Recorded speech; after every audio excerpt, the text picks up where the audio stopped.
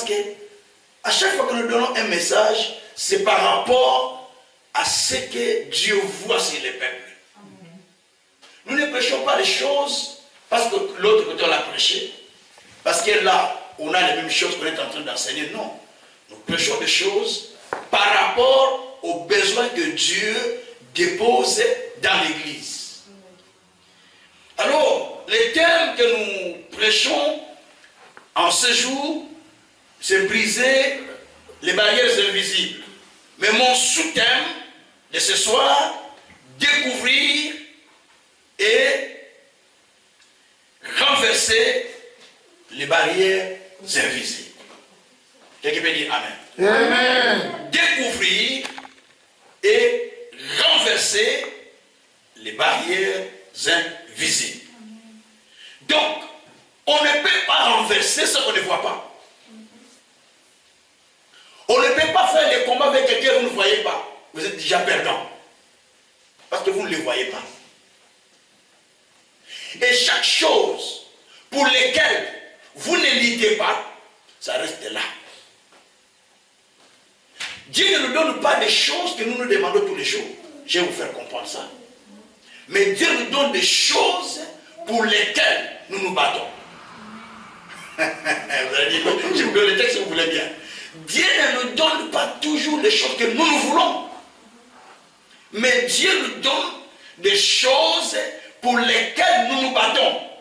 Pour lesquelles nous nous levons. C'est pourquoi l'apôtre Paul pouvait dire que le combat que nous avons n'est pas charnel, mais c'est un combat qui est spirituel. Qui consiste à renverser les forteresses, à renverser les raisonnements, à renverser les auteurs qui s'élèvent contre nous. Voilà les barrières. 2 Corinthiens 10, pardon. 10, verset 4 à 5. Dieu soit loué. Alors, bien aimé, il existe réellement des barrières qui sont invisibles, que nous ne voyons pas avec nos yeux, mais qui existent réellement, qui font ces effets dans la vie des gens. Et si vous ne découvrez pas les genres de barrières qui opèrent dans votre vie, vous ne serez pas capable de les renverser.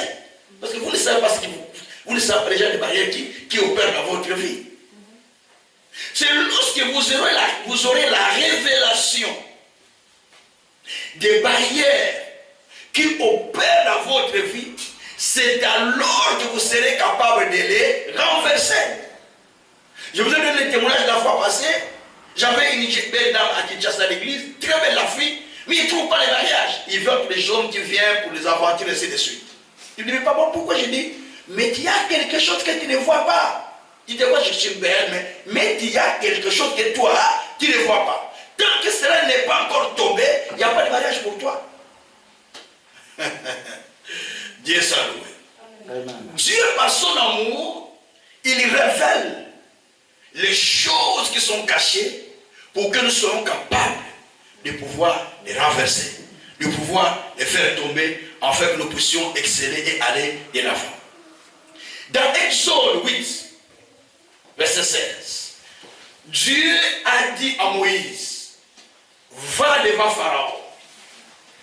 Tu diras à Pharaon, laisse mon peuple aller, me servir dans le désert.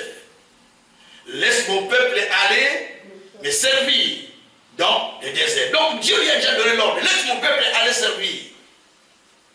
Pharaon a écouté cette voix. Pharaon a dit, qu'est-ce qui prouve que c'est Dieu qui vous a parlé? Il faut que je voie quelque chose quand même. Et Dieu avait mis les miracles entre les mains de Moïse. Les miracles étaient opérés de plusieurs manières pour que Pharaon soit convaincu. À chaque fois qu'un miracle se faisait, il se disait, ah, mais Moïse peut faire ça. Ah, mais Moïse peut faire ça. Mais à un moment, il a senti que la pression était tellement énorme qu'à chaque fois que Dieu faisait des pleurs en Israël, ou des punitions qu'il donnait à Israël, la Bible dit qu'à chaque fois qu'il voyait la punition de Dieu sur son peuple, il dit, ah, bon, demain vous allez partir, on va vous laisser demain. Allez, attendez, vous allez partir. Mais quand ils arrivent les jours suivants, Pharaon s'endurcit. suivant encore c'est comme ça. Après, il s'endurcit. Mais quand nous lisons la Bible, c'est comme ça s'est passé. Aujourd'hui, on lui donne une plaie. Après, aujourd'hui, Dieu dit, laisse mon peuple aller. Eh bien, il dit, bon, ok, je vais laisser partir le peuple. Mais alors, lorsque le peuple ne va pas obéir, donc là, lorsque plutôt Pharaon ne va pas obéir, il s'entête, croyant que demain Dieu va faire encore comme ça. Non, ce sont des périodes, ce sont des sessions. Dans cette période, Dieu dit, parce que tu ne veux pas lâcher les peuples, je libère les mouches dans ton pays. Les mouches vont remplir ton pays. Donc c'est la saison des mouches. Alléluia. C'est pas un seul jour. C'est la saison des mouches. Donc il y a des mouches dans cette saison-là, il y a des mouches partout. C'est rentré dans la maison de Pharaon. Pharaon dit, mais non. Appelez Moïse qu'il prie son Dieu. Moïse va prier le Seigneur. Et quand il prie le Seigneur apaise les mouches. Et Pharaon, il dit, ok, les mouches sont partis. Donc la situation est devenue normale. Donc je peux qu'on a m'entêter, il s'entête encore. Dieu dit, tu t'entêtes encore. Je vais lancer encore une autre période, une autre session. Dieu envoie encore la poussière dans le pays. Donc chaque fois qu'on envoyait une plaie, Pharaon s'entêtait. Je vais expliquer quelque chose là-dessus. Mais à la fin, Dieu a dit non, j'ai fait tout. Tout ce que j'ai fait pour lui comme des punitions, malgré tout ce qu'il a vu, il n'a pas été convaincu. Maintenant, il faut changer de stratégie. La mort du premier-né dans tous les pays. Premier-né, première bête. Tout. Dieu a envoyé la mort. Exode 12. Les gens ont commencé, Dieu a commencé à envoyer, Dieu a envoyé un ange qui a commencé à exterminer tous les premiers-nés. Et dans la maison des enfants d'Israël, il y avait le sang qui était dans les linteaux. Quand l'ange passait, l'ange exterminateur passait, il voyait le sang, il passait de côté. Il ne pouvait pas entrer dans la maison des enfants d'Israël. C'est pourquoi bénissez le Seigneur pour le sang de Jésus-Christ. Dis encore merci pour le sang de Jésus-Christ. Alors, il passait outre. Alors, qu'est-ce qui va se passer? On va remarquer que Pharaon continue à s'entêter. Même quand Dieu a parlé, Pharaon continue à s'entêter. Donc Dieu, il lui restait une dernière carte. La dernière carte, c'est la mort de l'enfant, du premier-né. Qui va accepter qu'il perd son premier-né, même les cadets? Il y a quelqu'un qui l'accepte? Non. Personne ne l'accepte. Il dit maintenant, c'est la mort du premier-né. Comme ça, ça va changer l'histoire. Mais la Bible dit qu'avant que Dieu puisse prendre cette décision, donc le peuple était toujours dans la souffrance, dans leur misère. Et Moïse continue à aller demander que le peuple puisse partir. Dieu dit, laisse aller mon peuple. 10 fois, Dieu a dit à Pharaon, laisse aller mon peuple. Combien de fois? 10 fois. Parlez avec moi. Combien de fois? 10 fois. Je suis prédicateur de la foi, j'aime les gens qui ont la foi. Combien de fois? 10 fois. Comment tu parles comme quelqu'un qui n'a pas pris de déjeuner? Moi, je n'ai pas pris de déjeuner, je sens cher. Mais je parle force. Mais toi, tu ne parles pas pourquoi? Dis, combien de fois Dieu a parlé? 10 fois. 10 fois Dieu a parlé. Et à chaque fois qu'il parlait, Pharaon disait, oui, vous allez partir. Non, vous n'allez pas partir. Lorsqu'on va donner la punition, il voit la punition, il dit, ok, maintenant vous pouvez partir. Et le jour suivant, quand il voit que la punition, Moïse prie, la punition est partie, il change la stratégie, il dit, ah non, vous n'allez pas partir. Mais Exode 12, verset 12, la réponse est là. Pourquoi Pharaon ne voulait pas laisser les peuples? Exode 12, je peux lire ce texte si vous voulez bien. Exode 12, je vais aller au verset 12. Exode 12, je dirai verset 12. Alors, dans Exode 12, là le Seigneur dit ceci.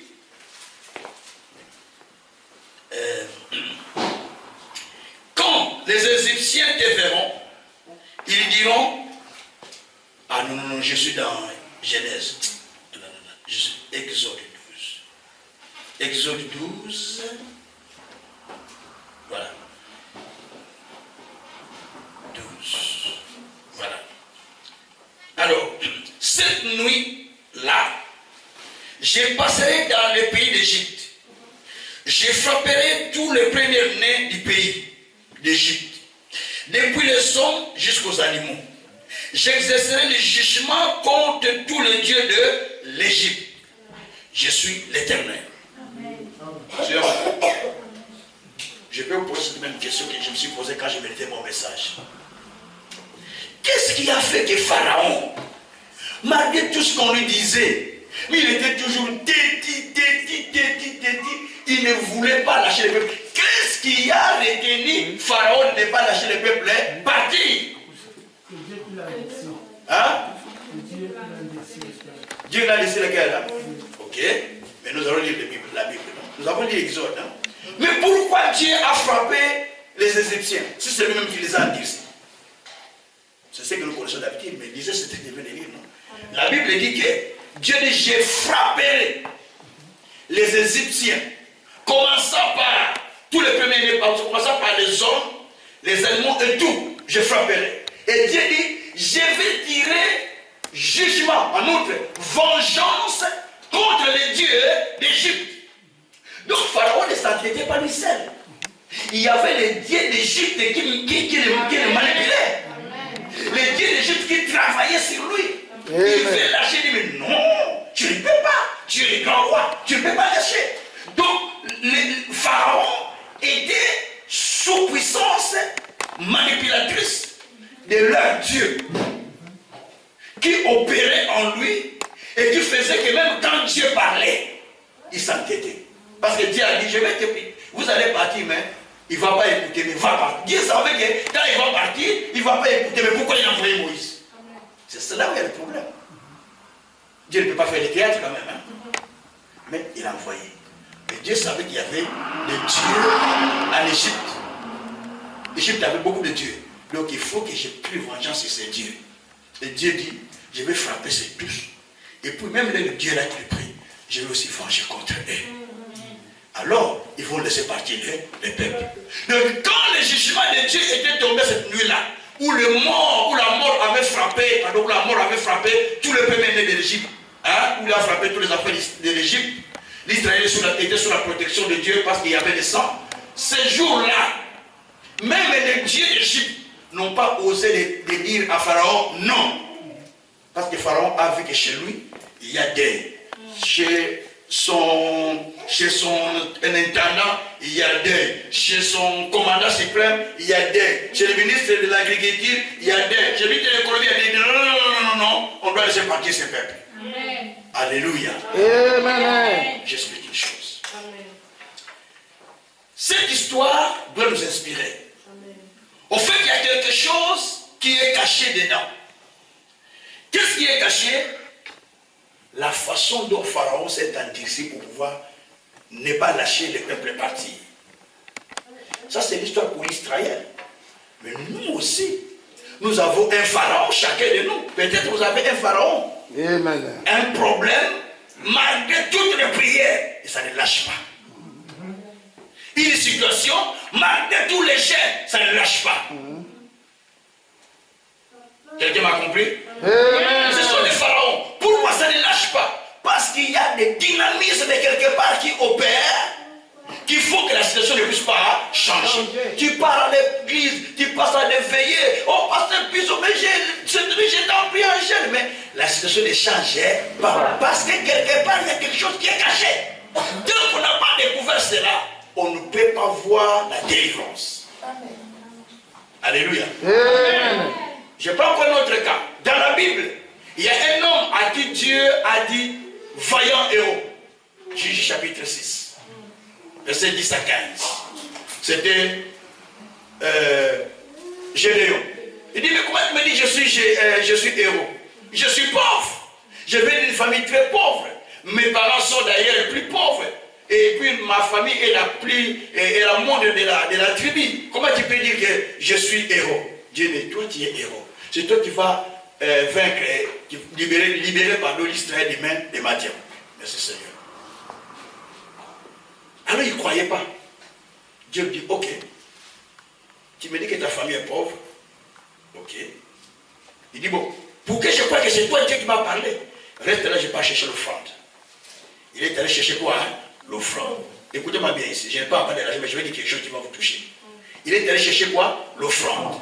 Et il est revenu avec l'offrande. Il a donné, Dieu était là attendant l'offrande. Vous savez que Dieu, quand il parle de l'offrande, ne bouge pas. Vous ne savez pas ça? Quand vous parlez à Dieu de l'offrande, il ne bouge pas. C'est pourquoi il a dit dans Psaume 50, verset 14, rassemble-moi ceux qui ont fait un vœu à l'Éternel, ceux qui ont fait un sacrifice à Dieu, et qui m'invoquent, moi je vais les répondre. Il y a des choses où vous priez, ça ne répond pas parce que vous n'avez jamais fait ce genre de choses. Alléluia. Amen. Je ne suis pas venu prêcher l'offrande, mais j'ai vu des choses qui sont réelles. Amen. Amen. Alors maintenant, qu'est-ce qui se passe? Alors, la Bible dit que Gédéon est allé chercher l'offrande. Il donne à Dieu, Dieu dit, j'ai pris l'offrande, mais maintenant cette fois-ci, va dans la maison de ton père. Son père était pauvre, non? Va prendre maintenant dans l'enclos de ton père 2 taureaux qu'il amène. Mais si je prends les 2 taureaux de mon père, nous sommes pauvres. Mais c'est fini, nous n'avons plus rien. Va me prendre 2 taureaux de ton père, ramène-les ici, sacrifie-moi d'eux. Le jeune homme est allé prendre les taureaux sans avertir son père. Il a sacrifié, il a donné à Dieu. Écoutez les versets 25 et 26. Genèse 6 toujours. Juge 6 toujours. La Bible dit que quand Gédéon est allé dormir, Dieu est venu révéler le secret à Gédéon. En disant, Gédéon, va dans la maison de ton père. Là-bas, il y a quelque chose qui bloque toute la famille. Il y a une table de sacrifice qu'on a mis dans la maison de ton père. Va les renverser. Et renverse même tous ses pieds. Donc, tout ce temps que Gédéon a grandi dans la maison, il n'a jamais vu cette table-là que Dieu, papa, a mis où il y avait des fétiches qui bloquaient toute la famille. Personne ne l'a vu. Mais ce jour-là, il a fait ce que Dieu a dit. Ce jour-là, Dieu dit, j'ouvre tes yeux pour te faire voir ce qui te bloque. Vois, il y a des barrières là-bas, dans la maison de ton père. Allez renverser ça. Gédéon est allé toute la nuit là. Il a pris ses amis, ils ont renversé, ils ont cassé toutes les tables de sacrifices que papa gardait à la maison. Écoutez-moi bien. Le matin, les gens du pays, non, la table n'est pas là. Il est renversé. Comment ils ont su que la table est déjà renversée dans la maison du père la maison du pasteur? Toi, tu vis là-bas. Comment tu sais que la table est renversée déjà ici? C'est-à-dire que tu étais dans cette même table-là. C'est-à-dire que tu étais complice. Est-ce que vous me comprenez ce que je suis là? Suivez-moi bien. Parce qu'on va renverser tout à l'heure des choses. Amen. Ce que je prêche, ce sont des secrets à comprendre. Amen. Je ne parle pas de l'histoire, je parle des choses vraies. Amen. Il a renversé. Et le matin, ces gens ont dit, mais comment vraiment? Qui a fait ça? Ils sont allés chez Gédéon, et chez le père de Gédéon. On donnait ton fils, on va les tuer. Parce qu'il a renversé notre Dieu. Écoutez le père de Gédéon. Oh, si votre statut là était un vrai Dieu, mais pourquoi lui-même il ne s'est pas défendu? Hein? Vous voulez tuer mon fils? Jamais, jamais, jamais. Et le papa de Gédéon a refusé. Pourquoi? Parce qu'il savait déjà que la force, il n'y en avait plus. Parce qu'on a tué, ces dieux qui les protégeaient ont été renversés. Mais ce sont ces dieux-là qui bloquaient tout le monde. Écoutez-moi bien. Après que ces dieux-là soient renversés, Gédéon, né dans une famille pauvre, grandi pauvre, une famille très pauvre au milieu de toutes les familles de la tribu. Mais Gédéon est devenu juge en Israël. Quand je parle de juge, vous voyez, le juge au tribunal de Liège, au parquet de Liège, non. Vous veut dire que premier ministre. Un juge était comme le premier ministre, comme le président. Il était comme le président qui dirige le pays. Il est devenu, donc, juge, c'est lui qui dirigeait le pays d'Israël. Regarde là où il était. Il était au bas. Mais qu'est-ce qui a bloqué cette famille? Vous avez la réponse. Qu'est-ce qui a bloqué cette famille? Pauvreté. Donc la réponse est simple. La table est là, qui est des sacrifices que papa a posé dans la maison. C'est ce qui a bloqué. Gédéon entrait dans la chambre, il sortait de la chambre. Mais ne voyez jamais ça. Il y a des choses qui rentrent et qui sortent, mais tu ne l'as jamais vu. Tant que Dieu ne t'ouvre pas les yeux, tu ne les verras pas.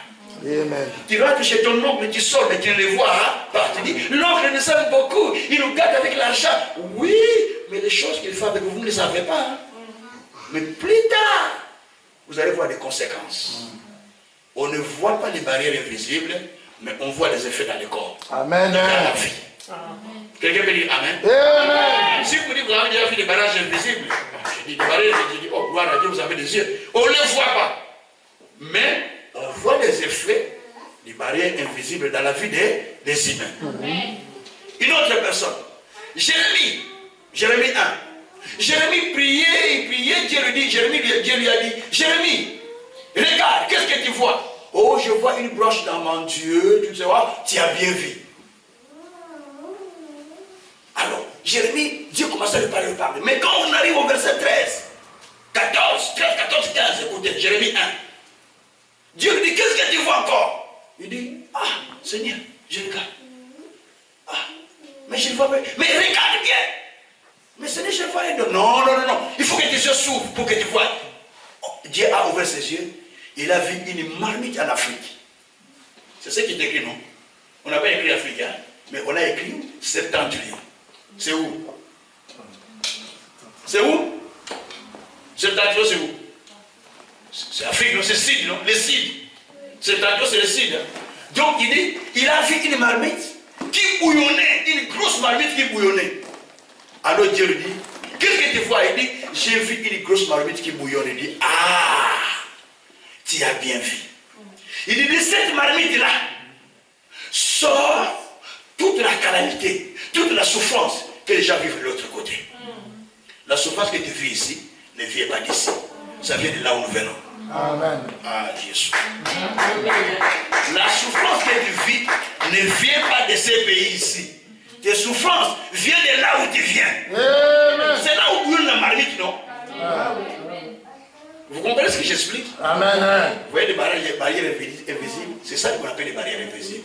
Donc il y a des choses que vous ne voyez pas, mais qui viennent de l'autre côté. La Bible dit que de cette marmite-là sort la calamité qui va aller frapper les gens qui sont à l'Occident. Ça sort où? Ça vient de Septentrion pour aller frapper l'Occident. Alléluia. Toi tu dis, oh mais je suis en Europe, mais tu as qu'est-ce que tu as fait en Europe? Tu peux me montrer? Tu ne fais que t'endetter. Les factures du courant, tu es incapable de payer. Et tu dis que oh Dieu est bon, hein? Comment Dieu est bon à toi? Qu'est-ce qu'il a fait avec toi pour dire Dieu est bon? Voilà. Je vous explique des choses qui sont réelles. Ou un pays peut vous dire que je ne crois pas à votre Dieu parce que vous-même vous êtes incapable de payer votre facture. Vous êtes incapable de payer le franc de 50 €. Alors je ne crois pas à vous. Mais oui, il peut vous dire ça. Bien aimé, les barrières invisibles, avec les yeux qui ne voient pas, mais les effets des barrières sont visibles dans la vie des gens. Si vous allez dans des églises, vous allez voir que c'est là il y a plus de barrières invisibles dans la vie des gens. Les gens pleurent, les gens gémissent, difficultés que c'est difficultés. D'ailleurs, s'il faut trouver les pauvres, allez à l'église. C'est là qu'il faut trouver les pauvres. Pourquoi? Parce que les gens n'ont pas la révélation de la parole de Dieu. Ou la révélation est là, mais ils ne l'appliquent pas. Mais Gédéon, quand on lui a dit, va prendre les brebis de ton père, il n'a pas douté. Il est allé prendre. Ces brebis-là qu'il a données, c'était l'offrande pour ouvrir les yeux. Par moment, quand le problème te dépasse, prends une offrande qui te fait mal. Tu dis, Seigneur, vous voyez si vous donnez l'offrande, c'est au passé que vous le donnez? Non!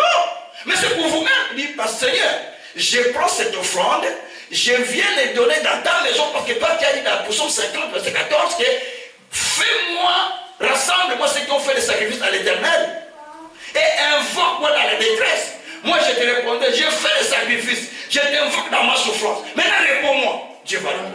Amen. Dieu va répondre. Amen. Alléluia. Amen. Donc il y a des choses où vous avez besoin de comprendre. Alors, bien aimés, les barrières invisibles sont les oppressions, sont les forces opposantes à la vie de l'être humain, sont les forces qui bloquent la vie du croyant pour que les croyants ne puissent pas aller de l'avant, pour que les croyants ne puissent pas prospérer, pour que les croyants ne puissent pas avancer. C'est ce qu'on appelle les barrières invisibles. J'ai aimé un roi, Osias, bien qu'à la fin il a mal fini la vie. Osias, il est devenu roi. Nous sommes dans 2 Chroniques 26. Il est devenu roi. À partir du verset 6, vous descendez. La Bible dit que Osias a suivi la voie du Seigneur comme son père Amasias. Il a suivi la voie de Dieu. Il a enlevé tout ce qui était mauvais. Donc il s'est donné à l'Éternel. Et la Bible dit que, puisqu'il était entouré par plusieurs rois tout autour de lui, qui en voulaient à sa vie, il s'est engagé en guerre. Et quand il s'engagea en guerre, d'abord, il pria le Seigneur. Lorsqu'il prie le Seigneur, la Bible dit que, au moment où Zacharie avait l'intelligence de la vision, Osias chercha l'Éternel. Oh, alléluia. Amen. Au moment où il y avait quelqu'un qui avait l'intérêt de la vision, à ce moment-là, Zacharie fait quoi? Il chercha l'Éternel. Et quand il cherche l'Éternel, qu'est-ce qui va se passer? La Bible dit que pendant qu'il cherchait l'Éternel, l'Éternel le fit prospérer. Quelqu'un est venu chercher Dieu aujourd'hui, il te fera prospérer. Quelqu'un est venu chercher Dieu, il te fera prospérer. La Bible dit que Dieu le fit prospérer. Et quand il a commencé à prospérer, tout autour de lui, il y avait même des ennemis. 4 rois se levaient contre lui pour l'empêcher. Et la Bible dit, à ce moment-là aussi, lui, il faisait la guerre avec ces 4 rois. Il les bâtit et il détruit tous les murs qu'ils ont posés. Parce que les rois ont entouré des murs tout autour de son pays. C'est-à-dire quand tu sors comme ça, blocage. Quand tu pars à droite, blocage. Tu vas en arrière, blocage. Parce qu'ils ont créé des murs tout autour. Mais lui, qu'est-ce qu'il a fait? Il a détruit tous les murs qui étaient tout autour de lui. Les murs des 4 pays qui l'entouraient. Quand il a détruit les murs, c'est ainsi qu'il a commencé à bâtir la vie. Si tu bâtis ta vie avec des barrières, ça va s'écrouler. Si tu bâtis ta vie avec des barrières invisibles, ça va s'écrouler. Donc il faut d'abord commencer par détruire avant de bâtir. C'est pourquoi Dieu a dit dans Jérémie 1, verset 10, j'étais établi pour arracher, pour renverser. Et maintenant pour planter et bâtir. Il n'a pas dit j'étais établi pour bâtir. Non. Il a établi pour détruire, pour renverser, pour arracher. Et ensuite, tu vas commencer à bâtir. Soit quelqu'un qui dit, Seigneur, maintenant bénis-moi, allez, bénis-moi. Après, tu vas dire, démon sort, démon de mais non, tu veux commencer à chercher d'abord les démons de sortir. Ensuite, tu vas commencer à demander la bénédiction de Dieu. Est-ce qu'on a compris? Amen. Donc, ça, ce sont des choses qu'on a vues dans ces textes. Alors, bien aimés, les barrières invisibles sont les forces qui opèrent dans le monde des ténèbres, que nous ne voyons pas, mais qui bloquent la prospérité de l'être humain, qui bloquent son progrès, qui bloquent l'être humain à aller plus loin. Et c'est ce que nous constatons dans la vie. C'est pourquoi Dieu a dit dans Ésaïe 45, au verset 1 à 3, je tiens Cyrus entre mes mains, je marche avec lui, j'aplanis les montagnes, je brise les verrous de fer, je romps les portes des reins, hein, et je brise les chaînes des reins ou les cadenas. C'est-à-dire que tu ne peux pas aller quelque part sans rencontrer l'opposition. Quand nous quittons l'Afrique, nous avons la joie. Je pars en Europe, mais tu as quitté l'Afrique, tu viens en Europe. Là, nous avons nos géants, nous avons nos démons que nous avons là-bas. En Afrique, il y a des démons de notre société.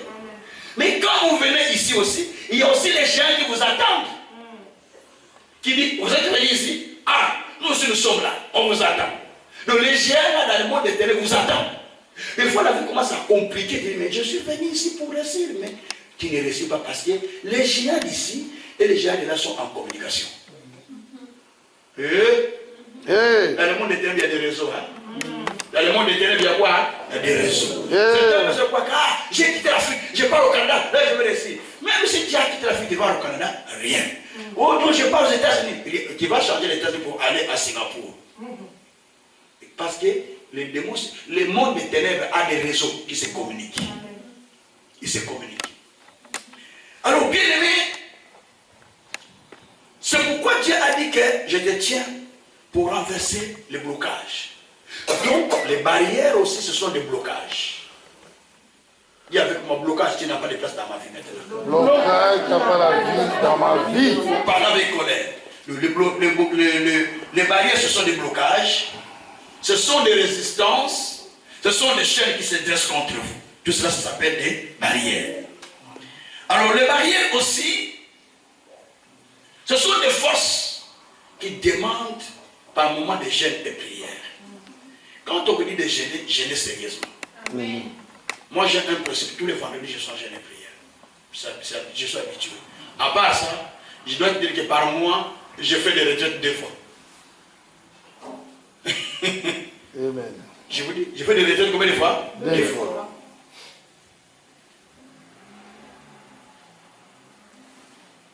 Je passe beaucoup de temps à passer mon temps à prier.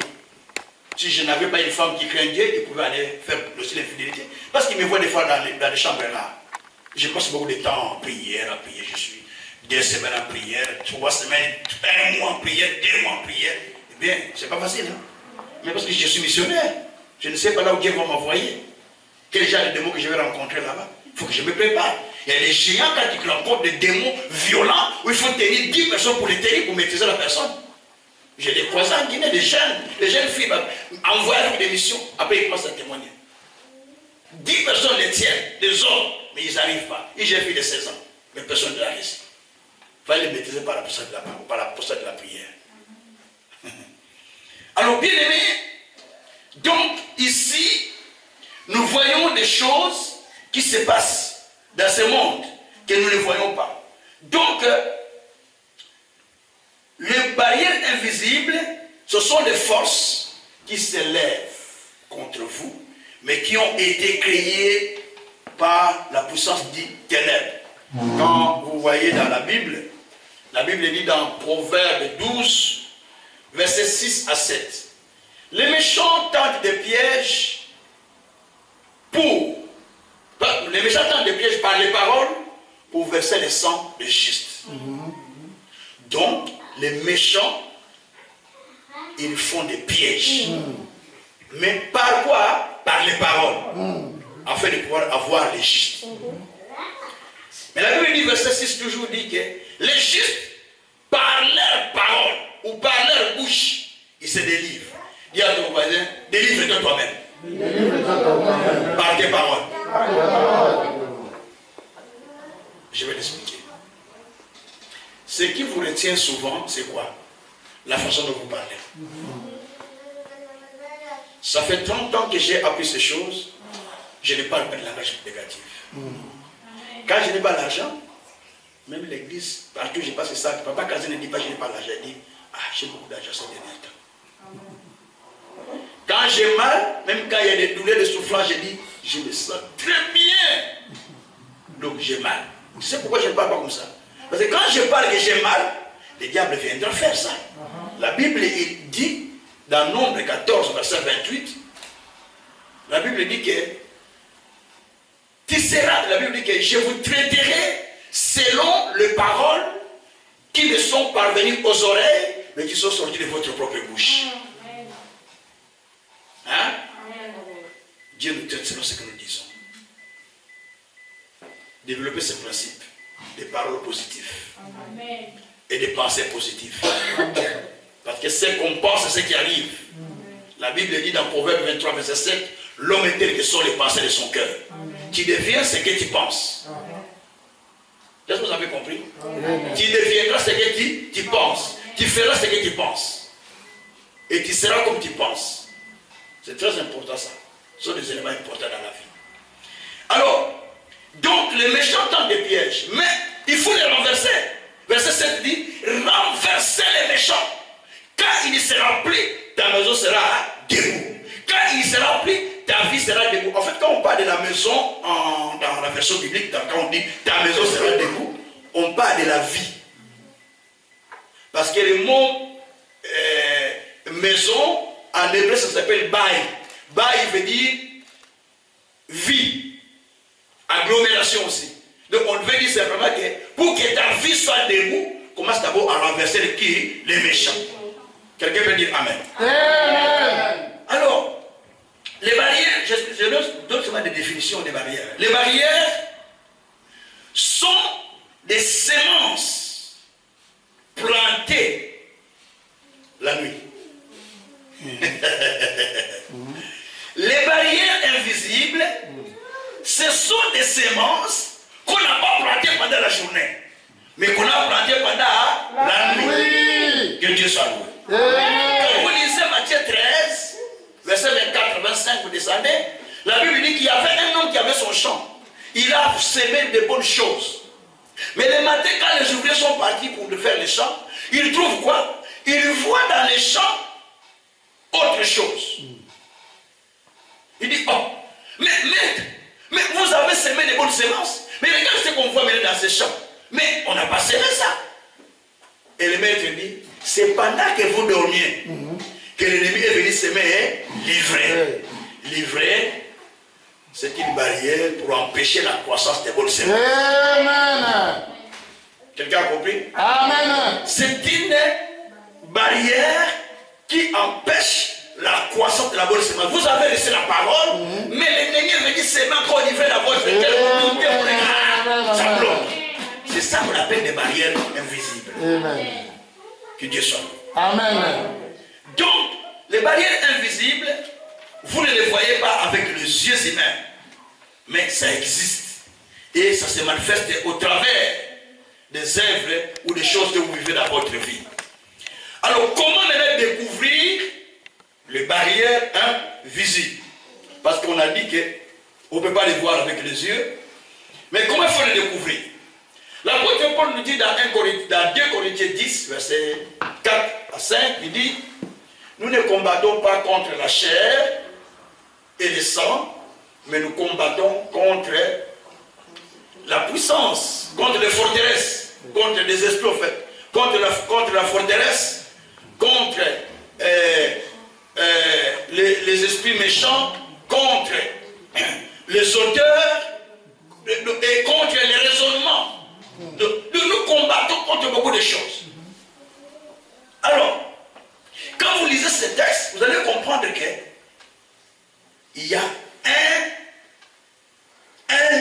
une barrière ou un mur, mais qui est au fond de vous-même. Il s'appelle le raisonnement. Hein? Quand même on a parlé de quelque chose qui est bien, tu dis, oui, oh, ça va aller. Il faut me voir. Hein? Il crée les doutes en vous.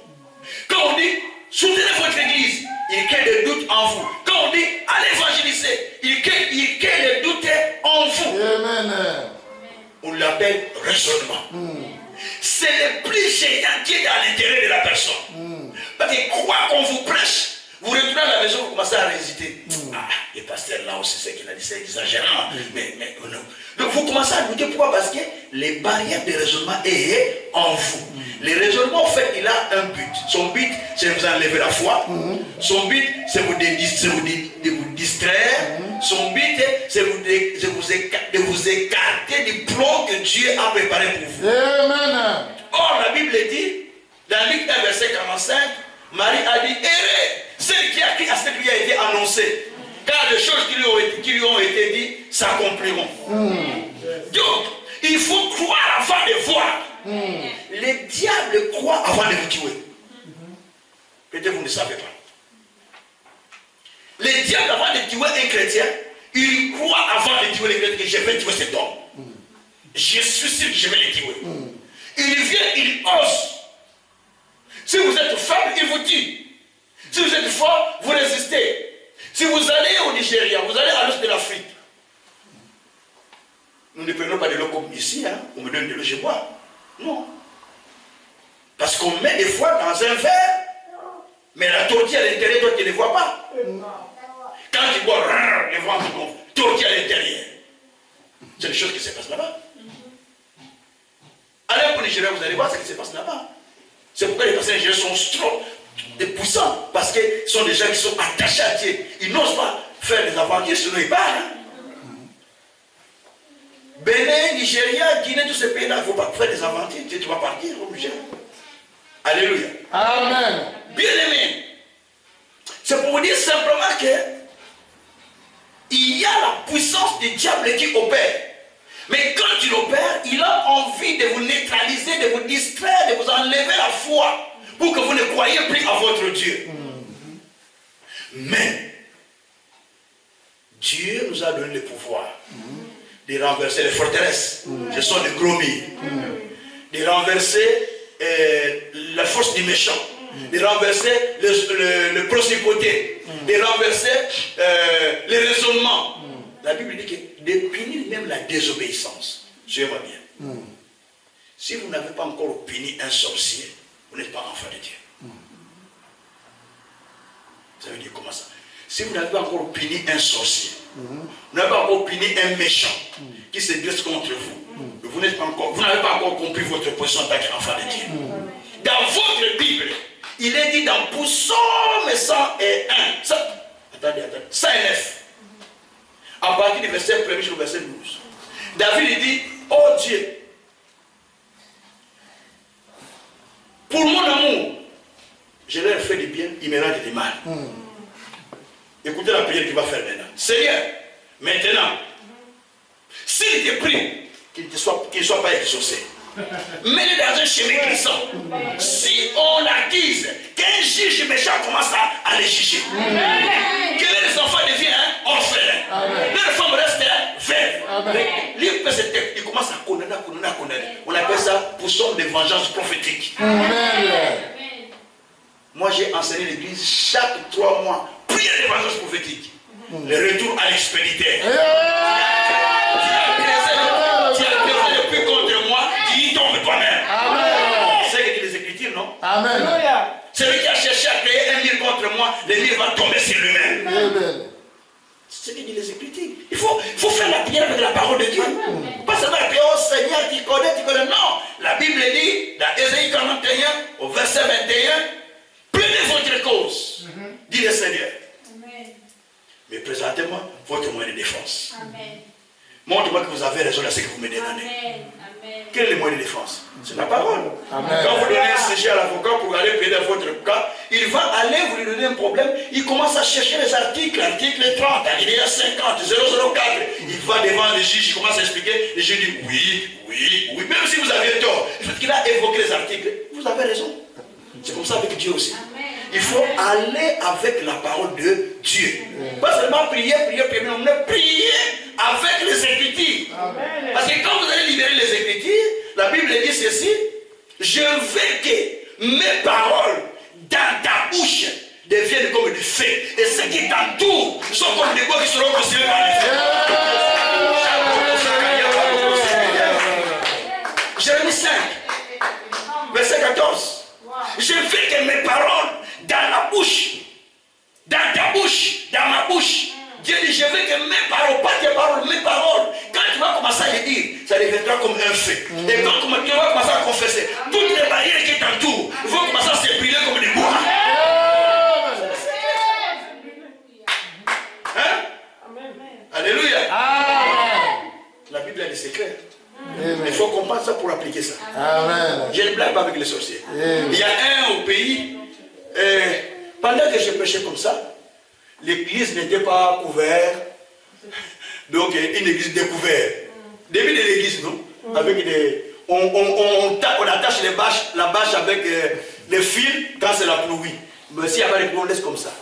C'était un culte du soir. On faisait vendredi miracle. Directement, pendant qu'on priait, papa, il y avait l'option des gens sortaient, priaient. Il n'y avait pas la pluie. Rien. Juste un vent qui commençait à souffler où la pluie voulait tomber. Parce que nous avons un système, quand la pluie menace, nous menaçons la pluie. Vous allez dire, comment vous laissez la pluie? Oui. Mais on a les versets qui menacent la pluie, non? Nous avons pris Apocalypse 11, verset 6. La Bible dit que vous avez le pouvoir d'arrêter la pluie au temps de la prophétie.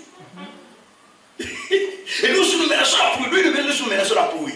Et vous allez voir, ça tombe de l'autre côté, donc dans votre île là-bas, le quartier là, ça tombe. Ici, n'a pas quelle église, la pluie ne tombe pas. Les gens disaient c'est de la magie. Je dis c'est pas de la magie, c'est la foi. Amen. Et qu'est-ce qui s'est passé? Les foudres est venu taper juste devant la chaise. Alléluia. Bah! Les gens étaient par terre. J'ai dit, où doit Jésus? Les gens étaient venus noirs. J'ai dit, Jésus. J'ai regardé comme ça, il n'y a personne. Et on a continué à louer. J'avais des frères que moi j'ai encadrés, les pasteurs là. C'est les fous, on les appelle les fous dans la foi. Amen. Ils commencent à crier, non, les gens commencent à dire, ils ne voient pas nous faire. J'ai dit, qu'est-ce qui s'est passé? Oh, rien. Il n'y a rien qui s'est passé ici. Les fous dans ta maison. On a vu le feu qui a brûlé là-bas, et toutes les traces dans les baffles, tout s'est pété. Et ça jouait plus. J'ai dit, ok, retour. C'est pas grave, on va faire la vengeance. La vengeance prophétique. On va retourner là où ça vient. La Bible dit dans votre texte de 2 Corinthiens 10, verset 5 et 6, la Bible dit que vous allez punir toute désobéissance lorsque votre obéissance sera complète. Quand vous allez commencer à obéir à Dieu, vous allez commencer à punir aussi la désobéissance. J'ai dit maintenant, j'ai puni cette désobéissance. Parce qu'il a désobéi à Dieu. Comme il a désobéi à nous, il a désobéi aussi à qui? À Dieu. Je condamne ça. J'ordonne que cela aille maintenant frapper cette famille-là. Au moment où je parle, que cela retourne. La maison qui est en face, là, elle a fait... Là, elle s'est tombée. Hein? Là, elle est tombée. Tout la bâtie est tombée. Et le papa là qui nous a envoyé ça était là, c'est tombé sur lui ici. Oh, appelez le pasteur, oh, appelez le pasteur. On l'avait là, non, le pasteur qui vient d'abord, le pasteur. Je suis allé, il a commencé à dire, le pasteur, c'est moi qui ai fait ceci. On a prié pour lui, j'ai dit, papa, si tu ne crois pas mon Dieu, tu vas mourir avant moi. Il est parti avant moi. Les frères, la Bible dit ceci dans Ésaïe 43, verset 5, verset 4, 5, 6. La Bible dit que je donne des hommes à ta place. Parce que toi, tu as des prix à mes yeux. Tu n'as pas compris. Toi, tu as des prix aux yeux de Dieu. C'est pourquoi Dieu donne des hommes à ta place. Bien, il faut partir à ma place. Il faut partir à ma place. Bien aimé, voilà ce qui se passe. Alors, donc, comment vous allez découvrir le barrière invisible? Ce que j'ai dit. Comment découvrir le barrière invisible? Par les effets que vous sentez en vous. Je vais l'expliquer ces effets-là. C'est cela qui montre que vous avez des barrières invisibles dans votre vie. Alors, le premier fait que vous allez remarquer dans votre vie, vous êtes stagnant. Donc une situation où vous demeurez dans la même place, ça n'avance pas, ça ne monte pas, ça n'évolue pas. Il y a quelque chose qui bloque. Deutéronome 1, verset 6. Vous avez longtemps demeuré sur cette montagne. Tournez, allez, prenez possession du pays. C'est qu'il y a quelque chose qui ne marche pas. Deutéronome 2, verset 3. Dieu dit, vous avez longtemps contourné cette montagne. Mais comment? Jusqu'à quand? C'est qu'il y a quelque chose. L'enfant, quand il naît à la maternité, mais il ne grandit pas à la maternité. Il grandit dans la maison familiale. Après, il évolue, il va chercher son appartement. Et il fait sa famille. Mais quand tu es né, tu es toujours dans la maison des parents. Tu vis dans, ça c'est en Afrique, vous allez voir un garçon de 40 ans, il est toujours dans la maison de qui? Des parents. Il retourne, maman, il n'y a pas de foufou. Maman, j'ai dit à mon bébé, toi, à ton âge, 40 ans, maman, où il y a des foufous? Non. Moi, à 18 ans, je n'étais plus à la maison des parents. Toi, maman, il n'y a pas de foufou? Non. Il y a quelque chose qui bloque. Alléluia. Amen. Si vous sentez que vous demeurez au même endroit, il y a quelque chose qui bloque. Un de mes évêques, Bishop David au Nigeria, son église n'évoluait pas. Il a prié avec ses serviteurs. Dieu a montré un nuage au-dessus. Il dit, tu vois ce nuage? C'est ce qui bloque l'église. Le nuage bloque l'église. C'est pourquoi Dieu parle, ne luttez pas. Dieu dit, parle à ce nuage, enlève-les. Il a parlé au nuage. Allez, quitte-la. Tu as bloqué l'autre église, va-t'en. Et la nuit, là, Dieu lui dit, maintenant, commencez le système de prière, évangélisation. Ils ont commencé à prier, comme évangélisation. À l'espace de 2 ans, je crois d'1 année, ils ont bâti 5 églises. Aujourd'hui, c'est la plus grande église au monde. Ils ont des églises partout, chapelle de vainqueurs, partout dans le monde. Ils payent 75 000 pasteurs, salariés. Alléluia. Amen. Parce qu'ils ont découvert. Quand tu découvres quelque chose, ça te libère. La découverte te libère les gens. Et bien aimé, deuxième élément, lorsque vous remarquez, on peut comprendre aussi qu'il y a le barrière dans la vie, lorsque on va remarquer la perte de biens. Tu perds l'argent, tu perds l'emploi, tu perds des choses. Tu cherches à avancer, mais ça ne tient pas. C'est qu'il y a une chaîne qui te bloque pour ne pas aller de l'avant. Jérémie était mis dans les chaînes. Il cherchait à aller de l'avant, mais il ne pouvait pas y aller parce qu'il était dans les chaînes en prison. Paul aussi était dans les chaînes. Et Silas, ils pouvaient aller de l'avant, ils ne pouvaient pas aller parce qu'ils étaient dans les chaînes. Il a fallu que par l'adoration et louange, que les chaînes se détachent, les murs s'écroulent pour que Paul et Silas puissent avoir la liberté. Vous voyez les barrières hein? C'est des petites choses que nous lisons dans la Bible, mais jamais nous n'avons compris ça.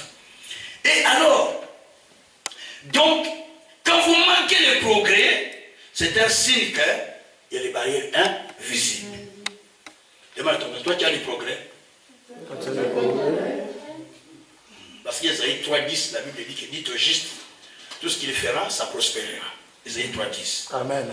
Alors, quand vous manquez l'accomplissement des promesses, c'est-à-dire, Dieu vous a promis, ça peut prendre du temps. Mais du moins, pendant que ça prend du temps, il y a la manne qui tombe, non? Quand Dieu avait promis la terre promise de Canaan, est-ce que le peuple a entendu seulement d'aller à Canaan? Mais en route, Dieu les soutenait, non? Quand il n'y avait pas d'eau, Dieu donnait de l'eau. Quand il n'y avait pas à manger, Dieu envoyait la manne. Quand ils avaient besoin de la faire, Dieu envoyait les cailles.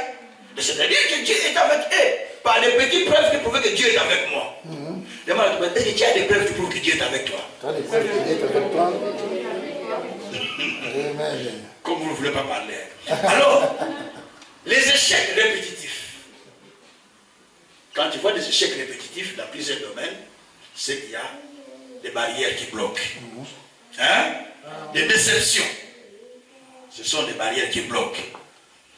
Et l'avortement de projet, c'est-à-dire qu'il y a un projet que vous avez fait, vous allez voir, je vous ai fait tel, mais vous arrivez au point, le projet avorte et ça se casse comme ça. J'ai parlé à une jeune dame aussi, à l'église, j'ai dit, mais toi, tu es venu monter 4 messieurs.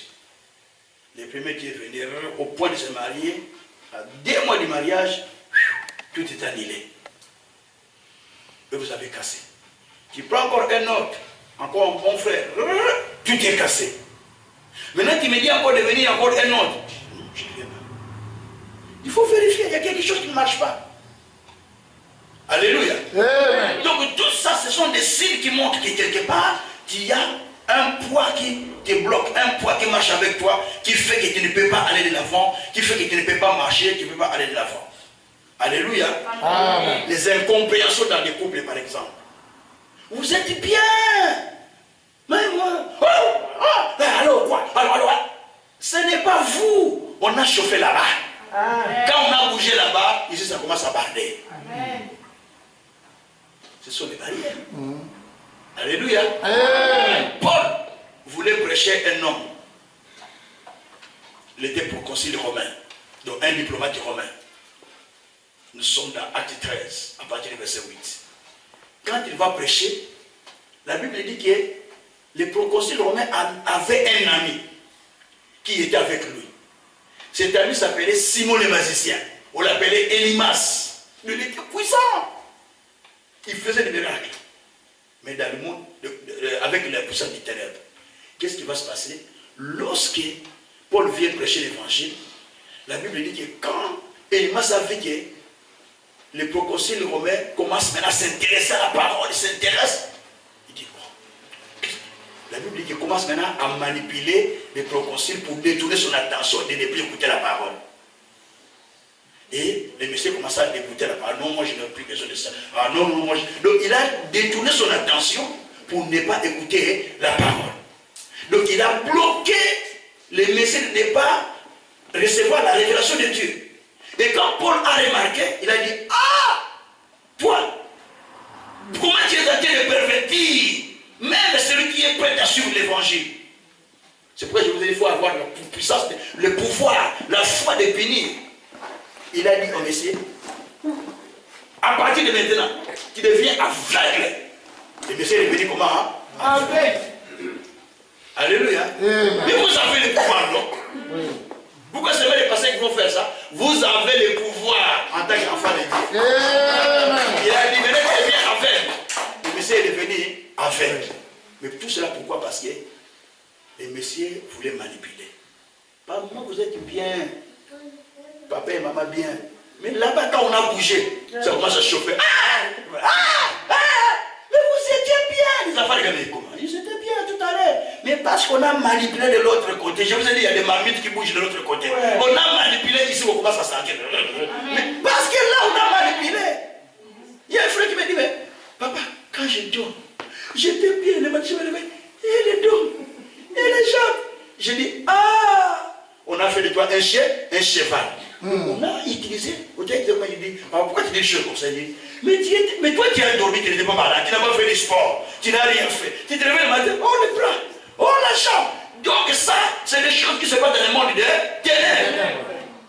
Il dit, toi, tu vois seulement les choses de ténèbres. Je dis, tu veux que je voie quoi? Toi, tu n'as pas les yeux ouverts comme moi. Moi, je vois des choses, toi, tu ne vois pas. Alléluia. Bien aimé, ce que je vous explique, c'est des choses importantes. Alors, je n'irai pas encore loin parce que le temps déjà me presse, mais je suis en train de résumer. Il y a encore un homme dans la Bible. Nous sommes dans Zacharie 3, verset 1 à 5, si vous voulez bien. Cet homme était sacrificateur de Dieu. Écoutez-moi, il était comment? Sacrificateur de Dieu. Il s'est tenu devant Dieu. Mais pendant qu'il s'est tenu devant Dieu, Dieu regarde le sacrificateur. Il est tellement sale. Il dit, oh, comment cet homme est très sale? On a habillé des vêtements très sales. Mais il était qui?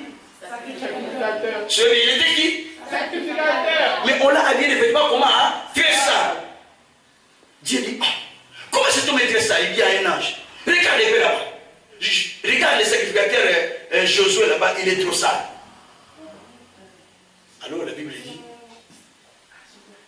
l'ange dit à Satan, que Dieu te réprime, que Dieu te réprime encore. Parce qu'il est en train de jouer avec les hommes de Dieu. Alors il a dit, Dieu a dit, enlève ces vêtements qu'on a mis sur lui. Habille avec les vêtements de fête. Enlève les vêtements sales, mets-lui les vêtements de fête. L'ange a enlevé les vêtements sales qui étaient sur Josué, sacrificateur, et l'a habillé avec les vêtements de fête. J'explique. Certaines personnes que vous voyez, vous le voyez bien comme ça.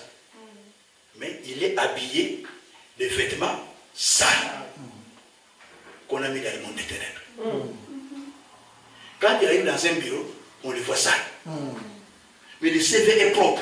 Mais lui, on le voit comment? Hein? Sale. Pas sale comme ça dans le corps, mais sale dans le monde spirituel. Donc on ne peut pas les prendre. On les voit sales. Et tout ça, ça bloque, il ne peut pas évoluer parce qu'il y a des choses qui bloquent. Mais comme il ne sait pas, il ne peut pas aller loin. Vous savez, les vêtements déterminent la dignité d'une personne. Un policier s'habille avec une tenue de policier. L'infirmière avec une tenue des infirmières. Hein? Des fois même les éboueurs avec les tenues des éboueurs. Peut-être les machinistes avec les tenues des machinistes. Chaque personne avec la tenue qui lui est propre par rapport au boulot qu'il fait. Donc la tenue détermine la dignité d'une personne.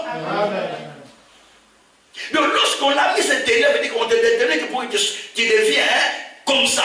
C'est pourquoi vous allez remarquer, Joseph, au début, son père lui avait donné un manteau qui lui distinguait de tous les frères. Vous savez que Joseph avait 5 manteaux. Je vous l'explique dans votre Bible. 5 manteaux qu'il a fait dans sa vie. Le premier manteau, c'est le manteau propre que son père lui a donné. Ça lui donnait l'utilité de dominer tous les frères. De connaître ses frères. Mais quand on l'a vendu, on a arraché les manteaux. Il n'est pas parti avec le manteau, il est parti torse nu. Les gens qui l'ont acheté, ce sont les Madians. Ce sont des commerçants qui aiment l'argent. Donc Joseph était devenu marchandise. Ils sont allés les vendre à Potiphar. Potiphar l'a acheté. Joseph était acheté 2 fois. Potiphar l'a acheté. Quand Potiphar l'achète, il fait de lui esclave à la maison. On lui donne le vêtement de l'esclave. Le jour où sa femme l'avait tenté, la Bible dit que la femme était restée avec les vêtements. Il a dit, voilà les vêtements de ton esclave. Il voulait me violer. Il avait les vêtements de qui? De l'esclave. Soyez-moi bien. De ce pourquoi on l'appelait esclave. Donc à ce moment-là, même si Pharaon pouvait les lever, il ne pouvait pas les lever. Parce qu'il avait les vêtements de qui? De l'esclave. Il est allé en prison. Les vêtements de l'esclave est resté dans la maison de Potiphar. Il n'est pas parti avec. Il est allé torse nu. Là, on donne encore les vêtements de qui? Des prisonniers. Soyez-moi bien. Il est venu comment? Prisonnier. Par les vêtements qu'il avait. Après ces vêtements-là, maintenant il devait interpréter les songes du roi. Parce qu'il commence à interpréter les songes dans la prison. La Bible dit qu'il rasa les barbes et il changea les vêtements. Il a mis les vêtements de l'interprète. Donc nous sommes au 4e vêtement maintenant. Pour aller interpréter. Il ne peut pas l'interpréter avec les vêtements de prison. Chez le roi, impossible. Tu peux aller chez le roi avec les vêtements des prisonniers? Non, on va t'habiller proprement. Donc il est allé avec les vêtements propres de l'interprète. Donc lorsqu'il interprète et que le songe était normal et que le roi a vu que vraiment cet homme, c'est lui qu'on doit placer dans notre pays comme premier ministre, il lui donna un autre vêtement. Lisez bien dans votre Bible. On lui couvra avec les manteaux là du roi qui donnait l'honneur comme étant un chef. On lui couvre avec ses manteaux. Et ça lui donne l'honneur d'être un chef dans ta vie. Ce qu'on a mis en toi, c'est ce qui détermine ce que tu es dans cette terre. Si dans le monde là des ténèbres, on t'a habillé avec les vêtements des maladifs, forcez la vie, maladif. Si on t'a habillé les vêtements de quelqu'un qui souffre, forcez la vie, souffrance. Ce sont des barrières, tout ça. Mais il faut les renverser. Il faut déchirer les vêtements. Et c'est des choses spirituelles. Nous, quand on prie, c'est comme les petits fous. J'ai montré aux gens comment les prier. J'ai dit aux gens, que je sois là ou pas, je vous ai montré ce qu'il faut faire. Aujourd'hui, je ne parle plus. J'ai laissé au passé de continuer le boulot. Moi, j'ai fait maintenant l'œuvre missionnaire. J'ai dit, il faut prier avec foi, avec parole. Quand on dit déchirer les vêtements, c'est-à-dire qu'il faut détruire. C'est là que l'enfant qui compte, non? C'est-à-dire j'enlève le vêtement de maladie qu'on a mis. J'enlève le vêtement de la pauvreté. Toi-même, tu sais quel vêtement qu'on t'a habillé. Moi, je ne le sais pas. Tant que tu ne l'enlèves pas, tu continues à faire des blocages dans ta vie. Bien aimé, il y a beaucoup de barrières que je peux citer. Mais je ne saurais pas citer tous les tout. Mais sache-les que les barrières obéissent à la voix de celui qui commande. Amen. Les barrières obéissent à la voix du commandant. Amen. Vous êtes commandant. Pourquoi vous êtes commandant? Parce que la Bible dit dans Ephésiens 2, verset 6, que vous êtes assis avec Christ dans les lieux célestes. Donc vous êtes avec Jésus dans les lieux célestes. Tel que Jésus commande, que vous devez commander aussi. Vous êtes d'accord avec moi? Donc vous êtes avec Jésus dans le ciel, donc vous pouvez commander. Tout ça, ce sont des choses que nous pouvons continuer à expliquer plusieurs fois, afin que nous puissions comprendre quelles sont les choses qui se passent dans le monde des ténèbres, qui bloquent la vie des gens. Ce sont des enseignements qui aident beaucoup de gens.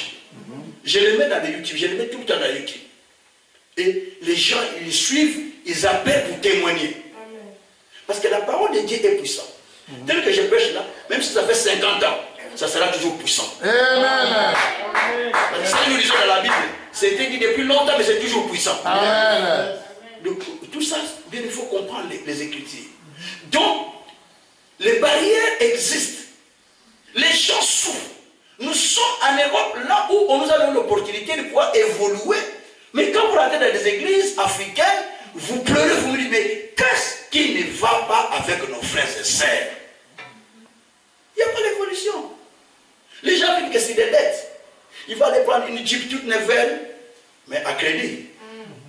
À dette, non? Il va commencer à payer, on coupe. Il faut même prendre une crédit de la maison que des voitures. On coupe. Mais tu sais qu'il y a des crédits. La Bible dit que celui qui se soumet à quelqu'un devient esclave de la personne. La Bible dit que nous prêterons, nous n'en prêterons pas. Et tu es là, tu ne sais même pas envoyer 200 € en Afrique à tes frères. Toi-même, je te dis, donne 100 € à l'église, impossible. Là, dis même, tu ne sais même pas comment le payer, mais tu te fais des blocs, tu te fais des barrières, tu ne sais pas que dans la Bible, il est dit, Mettez-moi de sorte à l'épreuve, en payant la dîme des offrandes. Vous verrez si je n'ouvre pas les écrits du ciel au-dessus de vous. Maintenant, quand toi tu ne fais pas les contraires, change les versets, les contraires. Il faut changer les contraires du verset. C'est-à-dire que, comme tu ne payes pas, moi maintenant je mets des barrières sur toi. Les portes qui étaient ouvertes, je les ferme. L'ennemi que je devais chasser, qui devait détruire ta vie, je l'envoie venir dans ta vie pour détruire ta vie. Donc ça parle le contraire. La dîme que vous voyez là, ça sauve la vie de plusieurs personnes. Ce n'est pas seulement au prévu. Moi j'ai dit à votre passé, moi je paye ma dîme. De moi. Je demande à l'église de payer la dîme de l'église. Toutes les églises, j'ai dit, payez la dîme de l'église. Ce n'est pas à moi que vous payez ça. Vous payez à Dieu pour votre bénédiction. Le vieux là que je suis, Bishop Oyedepo, il est milliardaire aujourd'hui. Le passé le plus riche en Afrique. Il a 4 avions à lui. Il vient de construire, il a construit une église qui a 50 000 places. Il est en train de construire une église de 100 000 places. Il est tellement riche. Les églises sont partout dans le monde. Mais il dit les secrets qu'il a. La crainte de Dieu, l'engagement à servir Dieu et le paiement des dîmes. Donc, tout le temps il paye ses dîmes, il va payer les dîmes par. L'Algérie avait fait le tremblement de terre à un moment. Vous n'avez pas donné 10 millions lui-même. 10 millions dans un pays. Pendant que les organismes disent, oh, nous allons donner 3 millions, nous les organismes européens, mais lui il a donné 10 millions, il dit, je dois à mes frères africains. 10 millions. Alléluia. Amen. Mesurez-vous à la hauteur dont vous voulez qu'on puisse vous mesurer. Hein? Ne vous créez pas de barrières. Au moins, je suis comme Jérémie. Je suis un enfant. Moi, mais je ne sais pas parler. Comme je suis pauvre. Non, non, non, non. Il faut renverser ça. Ça, c'est le raisonnement. Quand tu renverses ça, la vie fait quoi? Change. Quelqu'un peut dire Amen. Quelqu'un peut dire Amen. Est-ce que quelqu'un est béni ce soir? Quelqu'un est béni? Amen. Il faut maintenant renverser les barrières. Quel type de barrière sens-tu dans ta vie? Par rapport à ce que j'ai dit, tu peux ajouter d'autres barrières que tu vois. Il y a d'autres personnes, quand il dort, il est seul, il se voit avec une femme. Ou il se voit avec un homme. Ça, c'est encore une autre dimension. Les maris ou les femmes de lui. Il y a d'autres personnes. Donc, quand il commence une activité, ça ne va pas arriver à la fin. Les gens disent, oh, on sait, il va finir, il s'arrête. Dans d'autres familles, jamais vous allez trouver quelqu'un qui a émergé. D'autres, même on a limité l'âge. 50 ans, déjà parti. 50 ans, déjà parti. Devant 40, déjà parti. Non. Non. Il faut vivre longtemps. Parce que la Bible le dit. C'est pas parce que toi tu fais, parce que la Bible le dit. La Bible nous dit, nous irons à la tombe après une heureuse vieillesse. Moi j'ai dit à ces petits de moi, tu ne me tueras pas. Je vivrai. Je viens de faire les 60 ans le mois de décembre. J'ai dit, tu ne me tueras pas. Je vivrai. Frère, nous avons besoin de renverser la force du mal. Ces petits démons qui troublent votre vie. Celui qui vient pour toujours compliquer votre situation. Pour que vous n'avancez. Regardez un peu votre vie. Et vous trouvez que votre vie est normale. Les problèmes que vous voulez comparer avec vous. Oui, tout le monde c'est comme ça en Europe. Hein? Tout le monde c'est comme ça. Est-ce que toi et lui, vous avez la même vie? La Bible dit que 1000 tombent à côté, 10 000 à côté, mais toi tu ne seras pas ainsi. Il faut qu'il y ait une extension. Il faut qu'il y ait une différence. Pourquoi tu veux te mettre comme l'autre? Oh, mais oui, Marguerite, c'est comme ça aussi, non? Et bien, Jacques aussi, c'est comme ça. Mais Albert aussi, non? Et bien, nous avons le même problème. Vous créez l'association des gens qui ont les mêmes problèmes. Hein? Je disais à un papa, les femmes, moi, en Europe, je dis, papa, on t'a décidé, et elle est partie. Tu es allé chercher en Afrique une femme, au lieu de chercher ici, les femmes sont nombreuses. Tu crois que le ciel de l'Afrique va te soumettre à toi? Alors que quand il va voir la lumière de l'Europe, il va commencer à toucher un peu de l'argent. Il va rencontrer des amis pour lui montrer. Tu vois, oui, il faut faire ça. Quand la femme là est venue, à partir de 3 mois, il commençait déjà à voir des choses par des amis. 4, 5, 6 mois, les garçons sont partis au boulot, la femme est partie à Paris. Il n'est plus revenu, hein? Oh, mais les femmes, en tout cas, papa, c'est fini. Moi, les femmes, j'ai dit, non, c'est parce que tu as été déçu, alors tu as créé des barrières qui peuvent te marier. La déception crée des barrières aussi. Hein? Amen. Oh, les pasteurs, non. Mais parce que tu as été décidé par un pasteur, tu crois que tous les pasteurs sont des aventuriers. C'est ça le problème aussi. Ce sont des barrières que tu as créées toi-même. Il faut les détruire. Quelqu'un peut dire Amen. Amen. Oh, nous avons donné l'argent au pasteur, il n'a pas acheté le micro que nous avons voulu. Oh frère, mais peut-être qu'ils ont acheté une autre chose à l'église, non? Parce que aussi quand on donne, il faut montrer que non. Vous avez acheté, vous avez donné pour le micro, on n'a pas acheté le micro, hein? On a acheté les pianos. Le pasteur montre, on a acheté les pianos. Ah ok, c'est bien. Parce que quand vous ne dites pas ça, demain ils ne vont pas donner. Hein? Parce que ce qu'on a donné, on n'a pas vu le résultat. C'est une vérité. Amen. Amen. Amen. Amen. Lèvons-nous. Nous allons renverser les forteresses. Nous allons renverser les barrières. Frère, les barrières, tu sais. Quel genre de barrières? Tu peux faire un peu de piano là. Juste, pas changer, juste piano pour que nous prions. Vous connaissez les barrières vous-même. Quelles sont les barrières qui te retiennent? Ne le dis pas à moi. Ne le dis pas au pasteur. Toi, tu le sais. J'ai demandé au pasteur d'écrire des requêtes si vous les avez. Vous avez des requêtes? Ok. Demain, amenez des requêtes écrites. On va piétiner sur les requêtes. Amen. On va faire quoi? Piétiner sur les requêtes. Après, on va piétiner. Comme terminer les jours pour voir les règles de Dieu. Amen. Mais c'est comme ça que ça se passe, c'est la foi. Bien aimé, commencez à rendre grâce à Dieu. Félicite d'abord Dieu pour cette parole. Seigneur, je te remercie parce que j'ai compris qu'il y a des barrières qui bloquent. Commencez d'abord à bénir Dieu. Commencez à bénir Dieu. Commencez à bénir Dieu. Commencez à rendre grâce à Dieu. Louez le Seigneur. Louez le Seigneur. Louez le puissant. Louez le grand Dieu. Louez le Seigneur de gloire. Louez le Seigneur. Louez le Seigneur de grâce. Merci pour le message. Rendez grâce à Dieu. Rendez grâce à Dieu. Merci Père. Merci Seigneur. Merci Père. Merci Père. Merci pour ta grâce. Merci pour ton amour. Merci pour ton amour.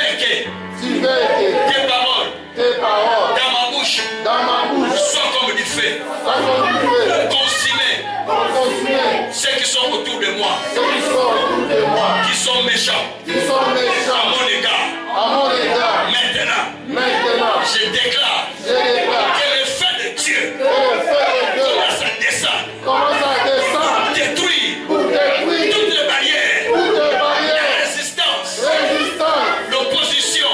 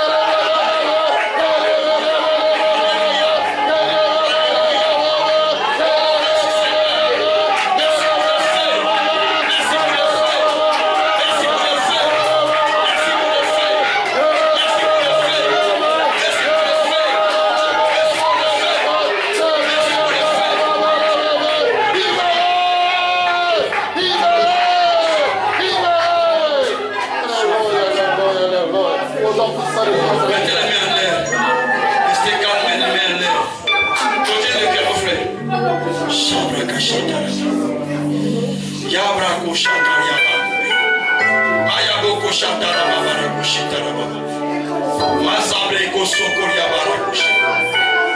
est là pour visiter quelqu'un maintenant. Il est là pour visiter à ce moment que je parle. Dieu envoie son ange pour faire son opération millénaire. Il envoie son ange pour faire son opération millénaire maintenant, bien-aimé. Il y a l'ange de Dieu qui descend pour délivrer quelqu'un.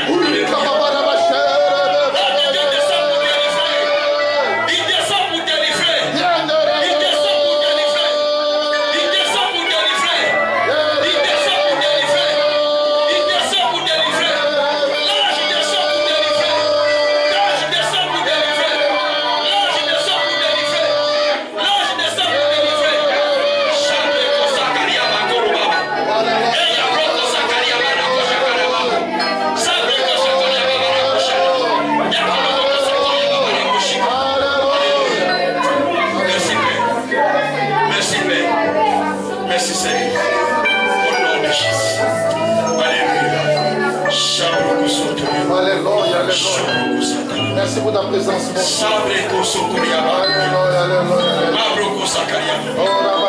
Père, j'ordonne à toutes les barrières qui continuent à résister dans la vie de ton peuple, aujourd'hui que je parle, je leur donne de s'aplatir au nom de Jésus-Christ. Au nom puissant de Jésus.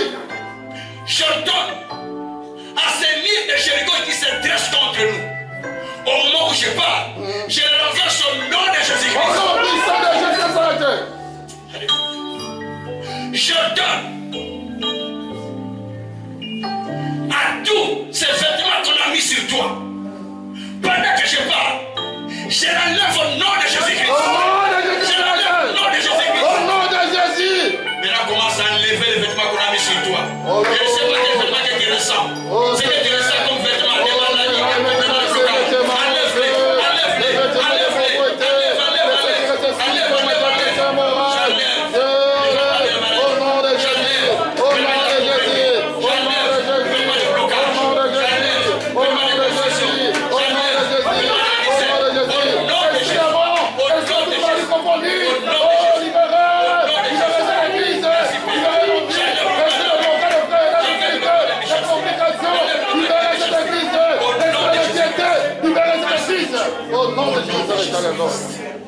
Nous te rendons grâce, Père. Alléluia, alléluia. Pour ce que tu as fait. Nous te bénissons pour ta parole. Sanctifie-toi. Magnifie-toi. Je sais que tu opères. Et nous avons des témoignages avant dimanche. Et nous glorifions notre Seigneur. Béni soit-il notre Dieu. Au nom puissant de notre Seigneur Jésus-Christ, nous avons ainsi prié avec l'acte du Saint-Esprit. Que cela soit ainsi. Amen.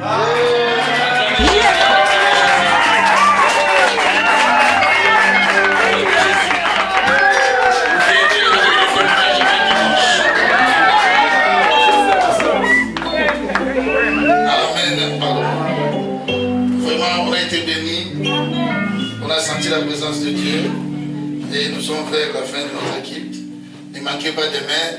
Essayez aussi d'éviter d'autres personnes. C'est ça l'amour du prochain. Nous nous sommes bénis et cherchons aussi l'intérêt des autres. Essayez d'inviter, surtout demain, on va vraiment prier pour ceux qui ont des problèmes. On va vraiment prier pour ceux qui ont des problèmes. Si vous avez des problèmes, et si quelqu'un aussi, vous avez quelqu'un de votre proche, ou bien de votre entourage, qui a des problèmes, là même s'il est malade, même s'il a une maladie incurable, même s'il a une maladie, je ne sais pas moi, chronique, même s'il a une maladie démoniaque, amène-le demain, on va prier pour lui et vous allez voir la présence de Dieu. Dieu va éclater sa gloire ici. Et c'est comme ça, le miracle est accompagné par sa parole. Comme l'homme de Dieu vient de nous parler de la part du Seigneur. Donc demain, vous-même aussi, si vous avez un problème, même peu importe la durée de ces problèmes, sache qu'aujourd'hui on nous a parlé du manteau, on nous a parlé, on nous a donné, on nous a montré comment vraiment nous sommes bloqués. Parce peut-être tu penses que tu n'es pas bloqué, mais tu es quelque part bloqué. Dieu aujourd'hui nous a parlé à travers son serviteur. Donc demain, n'hésitez pas aussi, ne manquez pas d'être là. Et essayez aussi d'inviter d'autres personnes à venir aussi manger cette bonne nourriture qui est vraiment très très très délicieuse. L'homme de Dieu, que Dieu vous bénisse, c'est vraiment, et vous avez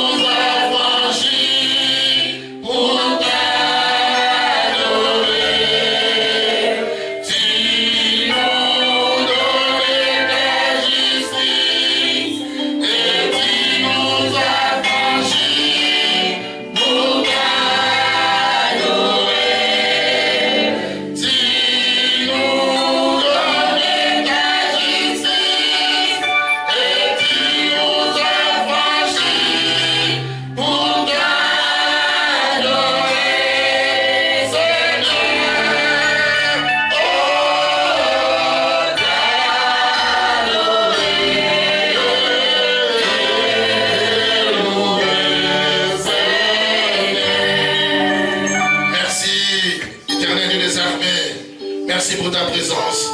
Merci parce qu'aujourd'hui, tu nous as délivrés. Les chaînes sataniques ont été ébranlées. Les chaînes sataniques ont été déchaînées. Les montagnes ont été écroulées. Seigneur, merci parce que nous sortons de cette église de la tête haute, mon Dieu, mon roi. Parce qu'aujourd'hui, c'était un grand jour pour nous. Parce que tu nous as visités à travers ton serviteur, mon Dieu. Seigneur, nous croyons, car la Bible dit, le Dieu c'est pas par la foi, fini les rênes du diable dans nos vies, fini les rênes du diable dans cette église. Maintenant, nous sommes délivrés et nous proclamons la victoire au nom puissant de Nazareth.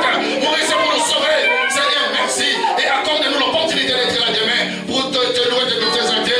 Et Seigneur, nous remettons aussi nos frères et sœurs qui n'ont pas eu le temps d'être là aujourd'hui. Seigneur, fais quelque chose pour qu'ils soient là demain, afin que tous ensemble, nous puissions adorer Dieu de nous présenter.